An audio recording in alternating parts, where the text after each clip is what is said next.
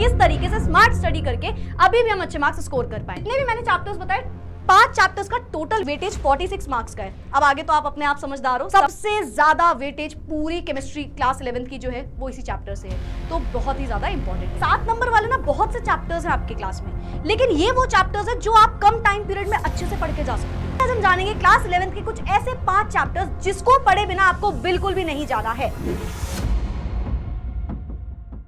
Exams पास आ रहे हैं, डर का माहौल है और परेशानी बढ़ती जा रही है और समझ नहीं आ रहा किस तरीके से स्मार्ट स्टडी करके अभी भी हम अच्छे मार्क्स स्कोर कर पाए, है ना।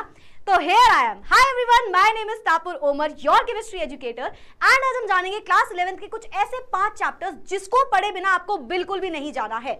मतलब कि बाकी चैप्टर्स पे तो आपको फोकस करना है, बट इन चैप्टर्स से बिल्कुल भी फोकस नहीं हटाना है। इनफैक्ट कुछ ऐसे टॉपिक्स हैं इन चैप्टर्स में जो कि छोड़ के आपको अगर आप गए ना तो 11th तो छोड़ो, 12th भी आधी तुम्हारी बर्बाद हो जाएगी। So let's get started with this beautiful video जिसमें हम जानेंगे 5 ऐसे चैप्टर क्लास 11th के जो कि आपको बहुत अच्छे से पढ़ने हैं एंड उसमें कौन कौन से इंपॉर्टेंट टॉपिक्स हैं वो भी मैं आपको बताऊंगी। सबसे पहला चैप्टर मैंने ना जो चैप्टर जितना ज्यादा इंपॉर्टेंट है ना उसी सीक्वेंस में लगाया है। पहला चैप्टर है हमारे पास organic chemistry, some basic principles and techniques वाला ये जो चैप्टर है ना, इसे छोड़ के भाई बिल्कुल भी मत जाना। 11th तो छोड़ो, 12th में भी आधे चैप्टर्स में तुम्हारा सर दर्द होने लगेगा अगर तुमने इस चैप्टर को छोड़ा। और इसके कुछ टॉपिक्स जो सबसे ज्यादा इंपॉर्टेंट है वो कौन से हैं?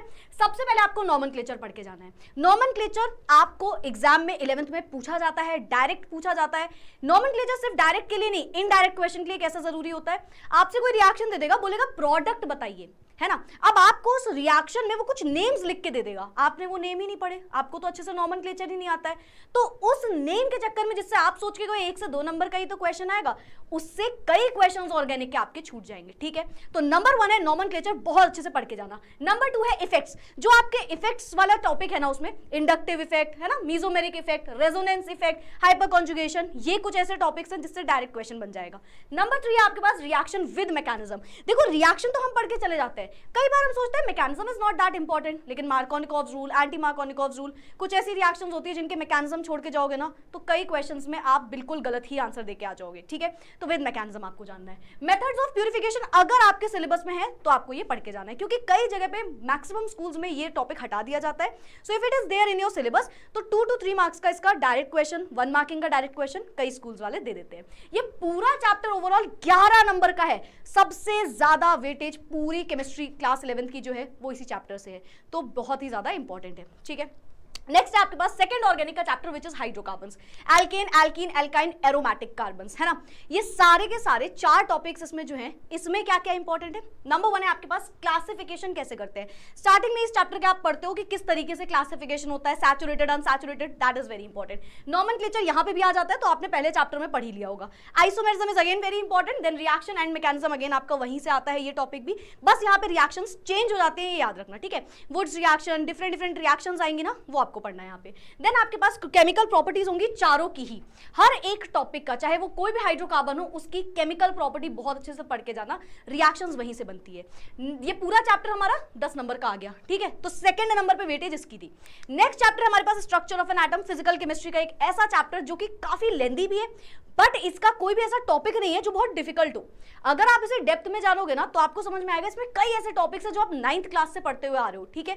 तो इस टॉपिक को, इस चैप्टर को मत बिल्कुल भी यू कैन से छोड़ के जाना। 9 नंबर का पूरा चैप्टर आने वाला है। डिस्कवरीज है ना, electron, proton, neutrons, direct question बन जाता है। रदरफोर्ड का मॉडल और उसके जो डिफेक्ट्स थे वो सब आपको पढ़ के जाने हैं।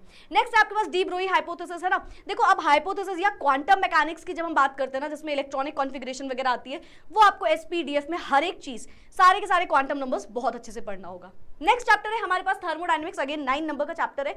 ये चैप्टर लेंदी है, फॉर्मूला बेस्ड है, क्वेश्चन बेस्ड है, न्यूमेरिकल बेस्ड है, तो इसके क्वेश्चंस जरूर लगा के जाना, ठीक है।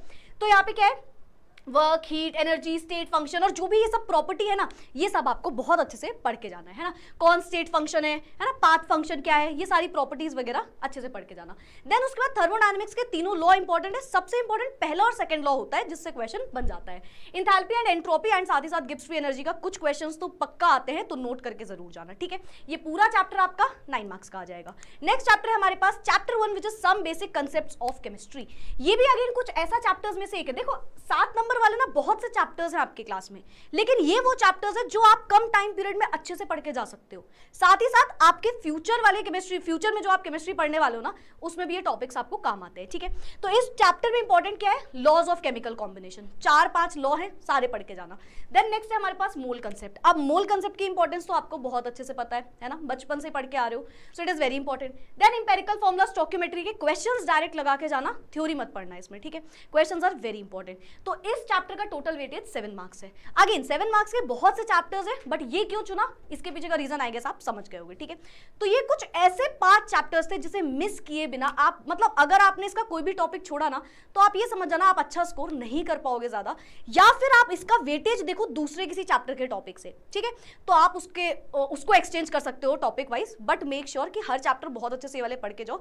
अच्छे वेटेज होते हैं, क्वेश्चन इजी आते हैं एंड इंपॉर्टेंट हो जाते हैं, ठीक है। साथ ही साथ आपको आगे भी काम आएंगे। सो यस, जितने भी मैंने चैप्टर्स बताए, 5 चैप्टर्स का टोटल वेटेज 46 मार्क्स का है। अब आगे तो आप अपने आप समझदार हो, समझ ही गए होगे कितना इंपॉर्टेंट है ये सारे chapters. So yes, that's it for today, खत्म, टाटा बाय बाय। फिर मिलेंगे अगले स्ट्रैटेजी एंड अगले सेशंस के साथ। Bye bye, take care and keep studying. Thank you everyone.